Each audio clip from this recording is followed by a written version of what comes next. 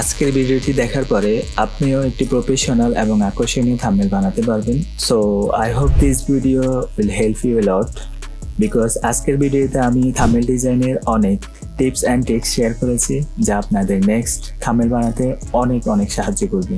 So ভিডিওটি 1 সেকেন্ডও skip না করে ফুল ভিডিও দেখুন, আশা করি অনেক কিছু শিখতে পারবেন। সো প্রথমে আমরা ফটোশপ ওপেন করে নিব।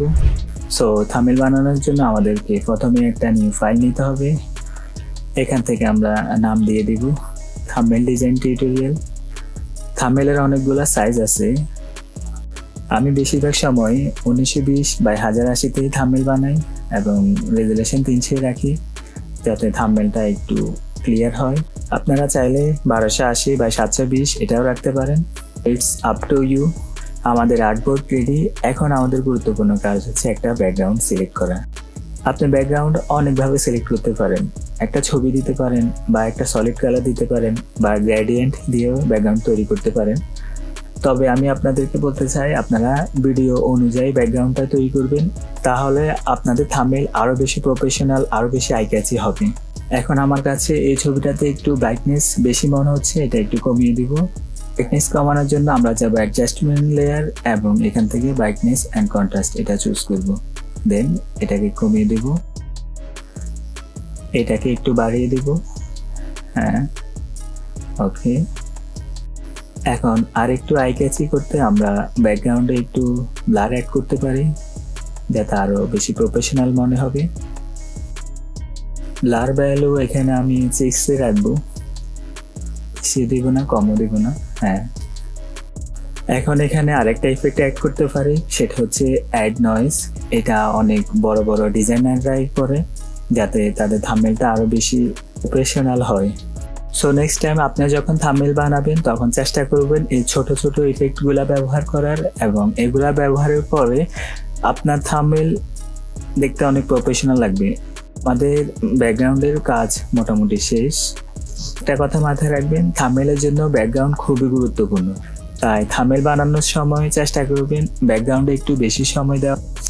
আপনি যেহেতু ডিজাইনার, আপনি এটা অবশ্যই জানেন, আপনার ডিজাইনে যত বেশি সময় দিবেন তত বেশি প্রফেশনাল হবে। এখন আমরা আমাদের সাবজেক্টে নিয়ে আসব।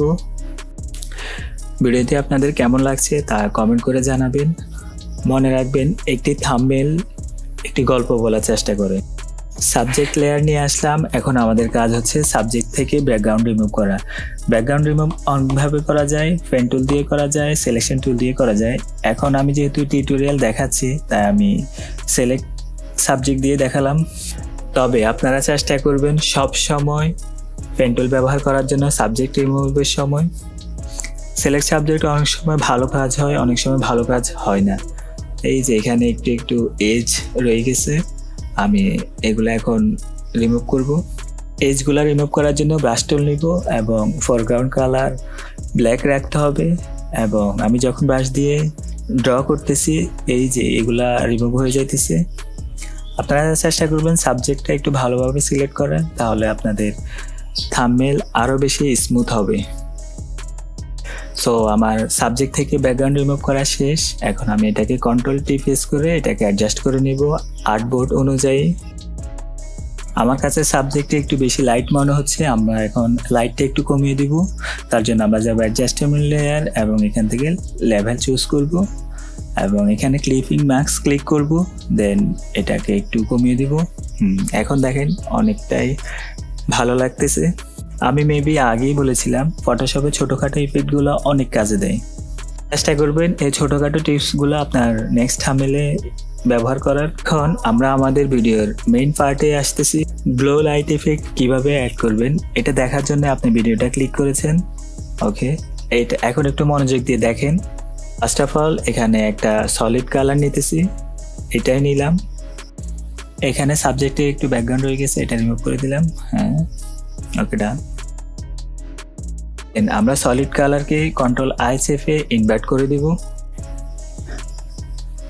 এখন আমরা ব্রাশ টুল নিব, ব্রাশ টুল নিয়ে আমরা এখানে ড্র করব। তার আগে ব্রাশের সাইজটা একটু অ্যাডজাস্ট করে নিই। মনে রাখবেন হার্ডনেস যেন 0 থাকে। ব্রাশের সাইজ বড় করার জন্য আমরা থার্ড ব্র্যাকেট ক্লোজটা চাপ দিব। হ্যাঁ, ওকে। আর মাথা রাখবেন ফরগ্রাউন্ড কালার যেন হোয়াইট হয়। ওকে, আমরা এখানে কয়েকটা ক্লিক করতেছি, সাবজেক্টের পিছনে গ্লো ইফেক্ট ক্রিয়েট করতেছি। হ্যাঁ, ফটোশপে কাজ করতে অনেক মজা, কারণ হচ্ছে আপনি প্রতিটা লেয়ার আলাদা আলাদা কাজ করতে পারবেন। চাইলে কালার পরিবর্তন করতে পারবেন, চাইলে সাইজ পরিবর্তন করতে পারবেন। এই যে আমি এখন হাইলাইটটাকে অ্যাডজাস্ট করে নিলাম কন্ট্রোল টি চেপে। দেন আপনাদের এই টিক্সটা অবশ্যই জানা দরকার, সেটা হচ্ছে ব্লেন্ডিং মোড। আপনি যে কোনো কিছুর ব্লেন্ডিং মোড চেঞ্জ করে দেখবেন আপনার ডিজাইনের ভাইবটাই চেঞ্জ হয়ে যাবে। এটা দেখেন আমি এখানে দিলাম পিঙ্ক কালার, এখন ব্লেন্ডিং মোড চেঞ্জ করার পরে এটা হয়ে গেছে রেড কালার। রেডিশ একটা ভাইব চলে আসছে। আমি আপনাদেরকে বলতেছি আপনারা এই ছোটোখাটো টিপসগুলো মনে রাখবেন এবং আপনাদের নেক্সট থাম্বনেইলে এগুলো ব্যবহার করার চেষ্টা করবেন। এখন ভিডিওর মেইন পার্ট, সাবজেক্টের সাইডে যে গ্লোটাই ক্রিয়েট করবে সেটা একটু মনোযোগ দিয়ে খেয়াল করলে আপনারা ভালোভাবে বুঝতে পারবেন। আর আমি ভিডিওটা আস্তে ধীরে রেকর্ড করতেছি বা স্টেপ বাই স্টেপ দেখাইতেছি, কারণ আপনারা এখানে অনেকেই নতুন, যারা ডিজাইন শিখতেছেন, যারা এই ইফেক্টটা ক্রিয়েট করতে চাইতেছেন, তাদের জন্য ভিডিওটা বানানো। ওকে, জাস্ট ফলো মি। আমি এখানে একটা নতুন লেয়ার নিলাম এবং লেয়ারটার ব্লেন্ডিং মোড চেঞ্জ করে দিলাম ওভারলে, আর এটাকে এখন রাইট ক্লিক করে ক্লিপিং ম্যাক্স করে দিলাম, যাতে শুধু সাবজেক্টের ভিতরেই হাইলাইটটা থাকে বা গ্লো ইফেক্টটা থাকে। এখন ব্রাশ টুল নিয়ে আপনি আপনার কালারটা ড্র করবেন, আর এখানে কোন কালার ড্র হবে সেটা তো আপনারা জানেনই। এখানে ফোরগ্রাউন্ড কালারে যেটা থাকবে আপনি ব্রাশ নিয়ে ড্র করার ফলে এখানে সেটাই পেইন্ট হবে।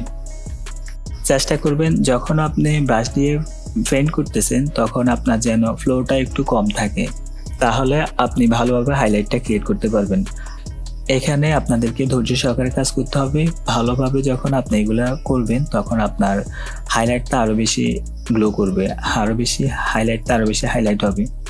এই যে দেখেন আমি এখানে আস্তে ধীরে পেইন্ট করতেছি যাতে সাবজেক্টটাকে একটু বেশি ফুটিয়ে তোলা যায়। এখন আপনাদের যদি মনে হয় পেইন্ট করতে করতে অনেক বেশি হয়ে গেছে, তাহলে কোনো সমস্যা নেই, এখানে ইরেজার টুল নিয়ে আপনারা চাইলে এটাকে ডিলিট করতে পারবেন।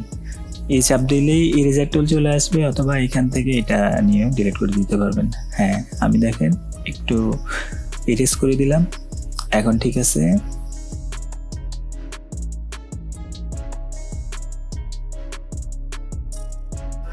আর আপনারা চেষ্টা করবেন প্র্যাকটিস বেশি বেশি করার। এগুলো প্র্যাকটিসের উপরে নির্ভর করবে আপনার ডিজাইনটা কতটা সুন্দর, প্রফেশনাল এবং আইক্যাচি হবে। So practice important. আর আপনি যদি নতুন ডিজাইনার হন তাহলে অবশ্যই আপনাকে অনেক বেশি প্র্যাকটিস করতে হবে।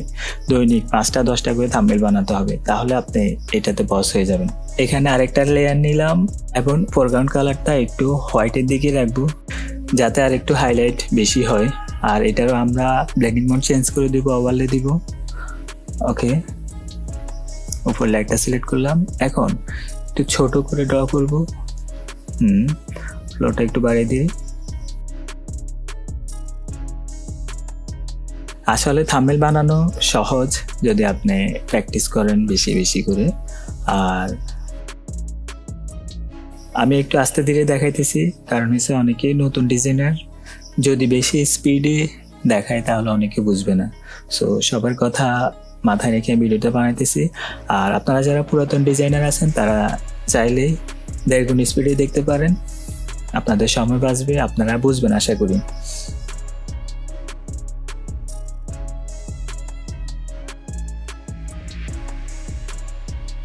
এখন এই লেয়ারটার অপাসিটি কমিয়ে দিব, বেশি মনে হচ্ছে। হ্যাঁ, এই যে হয়ে গেল, ডান। দেখেন উপরে 2টা লেয়ারে আমরা হাইলাইট দিয়েছি। এই হাইলাইটের কারণে ছবিটা কত সুন্দর লাগতেছে, বা লাইটিং ইফেক্টের কারণে। সো আপনারা চেষ্টা করবেন এগুলো আপনাদের থাম্বনেইলে ব্যবহার করার। এখন এখানে যদি আমরা একটা পার্টিকেল দিই তাহলে আমাদের ডিজাইনটা আরও বেশি আইক্যাচি মনে হবে। পার্টিকেলটা গুগল থেকে ডাউনলোড করে নিয়েছি, আপনি গুগলে গিয়ে সার্চ করতে পারেন পার্টিকেল, অনেকগুলো পার্টিকেল চলে আসবে, সেখান থেকে আপনার যেটা ভালো লাগে সেটা নিয়ে আসবেন এবং আপনার ডিজাইনে ব্যবহার করতে পারবেন, কোনো সমস্যা হবে না। পার্টিকেলের কালারটা চেঞ্জ করলে মনে হচ্ছে ভালো হবে, তাই আমি কালারটা চেঞ্জ করব, কন্ট্রোল ইউ প্রেস করব এবং এখানে থেকে কালারাইজ অপশনে ক্লিক করব। দেন আপনারা এখন চাইলে এটাকে যে কোনো কালারে রূপান্তর করতে পারবেন। স্যাচুরেশনটা বাড়িয়ে দিলাম। আর এই যে দেখেন, আমি যেহেতু রেডিশ টোনে আছি তাই আমি একটু রেডিশই রাখবো। ব্যাকগ্রাউন্ডের সাথে মিলিয়ে রাখার চেষ্টা করতেছি। হ্যাঁ, এখন ঠিক আছে। আমাদের ডিজাইনের কাজ অলরেডি শেষ। এখন আমরা চাইলে টেক্সট অ্যাড করতে পারি। আমি বেশি টেক্সট অ্যাড করব না, আমি জাস্ট কয়েকটা প্রশ্নবোধক চিহ্ন অ্যাড করব। কিভাবে অ্যাড করতেছি আপনারা একটু ভিডিওতে ফলো করলে দেখতে পারবেন। আর আমি আপনাদের সাথে কিছু গুরুত্বপূর্ণ কথা শেয়ার করি। গুরুত্বপূর্ণ কথা হচ্ছে, একটি থাম্বনেইলকে আকর্ষণীয় করতে টেক্সট খুবই গুরুত্বপূর্ণ, এটা সবসময় মাথায় রাখবেন। আরেকটা গুরুত্বপূর্ণ কথা হচ্ছে, থাম্বনেইলে চেষ্টা করবেন সবসময় বোল্ড ফন্ট ব্যবহার করার জন্য, যাতে আপনার অডিয়েন্সদের বুঝতে সুবিধা হয়, এবং চেষ্টা করবেন আপনার টেক্সটটিকে কালারের মাধ্যমে ফুটিয়ে তুলতে, বা যেভাবে আপনি ফুটিয়ে তুলতে পারেন সেভাবে ফুটিয়ে তোলার চেষ্টা করবেন। ভিডিওটি কেমন লাগছে আপনাদের সেটা কমেন্ট করে জানাবেন। আর আমরা খুব সহজেই একটা থাম্বনেইল বানিয়ে ফেললাম। আর এই থাম্বনেইলটা এখন ট্রেন্ডিংয়ে আছে, এই ইফেক্টগুলো এখন বেশি চলতেছে। আপনারা ভিডিওটি দেখার পরে আরও বেশি বেশি প্র্যাকটিস করবেন, আরও বেশি বেশি থাম্বনেইল বানাবেন। আর আমি চেষ্টা করব থাম্বনেইল ডিজাইনের উপর নিয়মিত ভিডিও আপলোড করার। গত 3 বছরে আমি যা যা শিখেছি সবগুলা রিসোর্স আপনাদের সাথে শেয়ার করার চেষ্টা করব, এবং নেক্সট 15 থেকে 20টা ভিডিও শুধুমাত্র এই থাম্বনেইল ডিজাইনের উপরে ভিডিও বানাবো ইনশাল্লাহ। আপনারা শুধু দোয়া করবেন। সো এই ছিল আজকের ভিডিও। আশা করি ভিডিওটি আপনাদের ভালো লেগেছে। যদি ভালো লেগে থাকে তাহলে একটা লাইক করে অ্যাপ্রিসিয়েট জানাবেন। নেক্সট ভিডিওতে নতুন কিছু শেখার চেষ্টা করব। ততক্ষণ পর্যন্ত ভালো থাকুন, সুস্থ থাকুন। আল্লাহ হাফেজ।